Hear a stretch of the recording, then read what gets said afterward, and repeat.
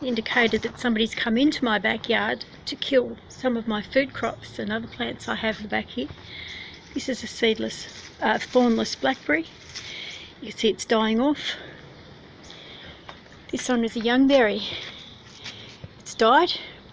Spring, it's totally died. Fence is to keep the dog out. It doesn't keep the two-legged dogs out.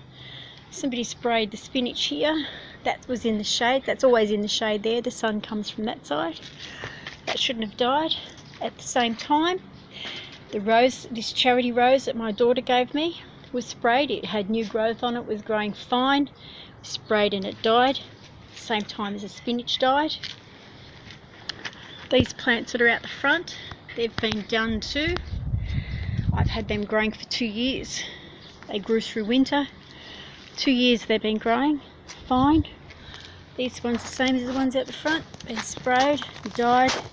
You'll see the new growth on the orange tree. The orange tree was sprayed along with them. The top half of the growth that had buds on it and new growth, it's all died off.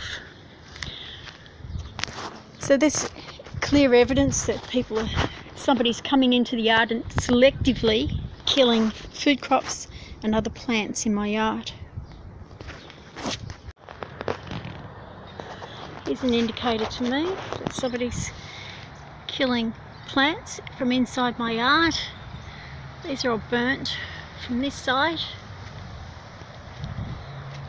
So they're all burnt on the edges of the leaves from this side. Those have been there the longest. They're supposed to be Goodbye Neighbour that grows a couple of metres in a year. For some reason they just won't grow at all. And they were there first before the others that I grew from cuttings. You see all those ones poking through the fence, dry and crispy. All of them dry and crispy. All of them dry and crispy, poking through the fence. So somebody's come here and sprayed from the inside of the yard. So these are violets that grow in the shade. That's in the same position. It shouldn't have dead leaves on it at all. It's been growing there a couple of years. Violets are growing. It's not dead because of the sun, it's dead because someone's been poisoning the plants. I can't say positively about the wisteria, but they've all got dead ends. But I can say that this plant here is growing very green. Like I said, the other ones out the back, I had that for growing for a couple of years. It was very, very strong, very green, and then suddenly it just died. And the plant next to it, the tips are dead. And downwind, the other plant, the tips are dead. Others aren't. But the ones on this side, which would have got the spray drift, are dead. So that's an indicator somebody's spraying. And there's some tulips there that are suffering a bit.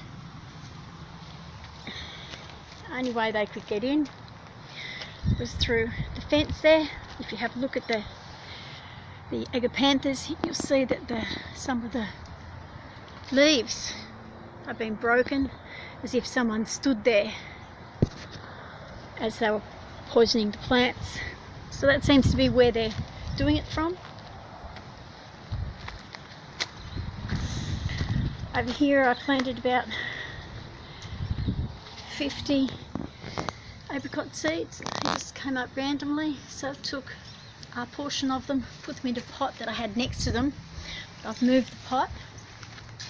Put the pot over here just today. This is the pot that I had them growing in. I took them from the ground, put them into this pot. They're both growing fine. I come home one day and the apricot plants were replaced with this soft weed. You can tell it's different for many reasons, but the apricot has woody stems, pointy leaves. These have broadleaf and green stems. They're exactly the same plant next to each other, but this one, the apricots were stolen and somebody planted fully grown weeds. So somebody's gone into their garden or somebody else's garden, pulled up weeds and planted them in this pot plant. That's what I call a psychopath. I'd wager it's the same psychopath that keeps throwing these massive amount of seeds on my front yard, which is a type of native tree that the council's got growing in the park across the road. And I've seen the neighbour across the road and his friends go and pick the seeds. Not saying he threw them, just saying there's a connection.